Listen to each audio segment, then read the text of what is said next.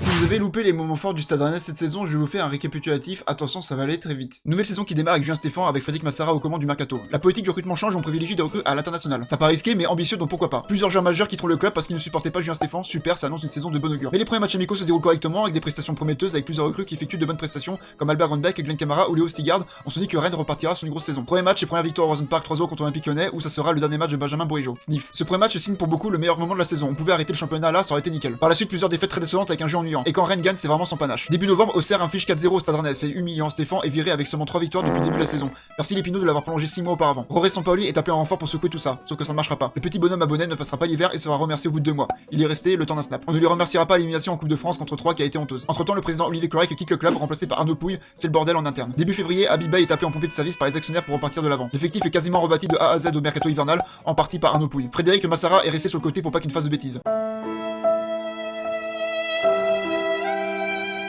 Le Stade Rennais n'assume pas son mercato estival raté, comme c'est étonnant, et la quasi-majorité des recrues estivales sont parties du club, la gestion de l'équipe est impeccable. Mais du coup, le club repart sur de meilleurs résultats avec un Habib qui emploie un discours positif envers les joueurs. Ça paye, on sent plus d'envie, de confiance de la part des joueurs, et certains recrues hivernales se démarquent. Par contre, Rennes gère contre les derniers, mais se fait caca dessus contre le top 10. Quelle misère, quelle souffrance. Petite victoire dans le derby en avril avec un joueur du centre de formation qui donne le but de la victoire, ça fait plaisir. Et après tout ce bordel, le Stade Rennais finit 12ème du championnat, c'est vraiment nul. Est-ce que le coup de sifflet final contre l'OM à la dernière journée n'était pas le meilleur moment de la saison finalement? Et toi, tu en as pensé quoi de cette saison du Stade Rennais? Dis-le moi dans les commentaires, Kenavo.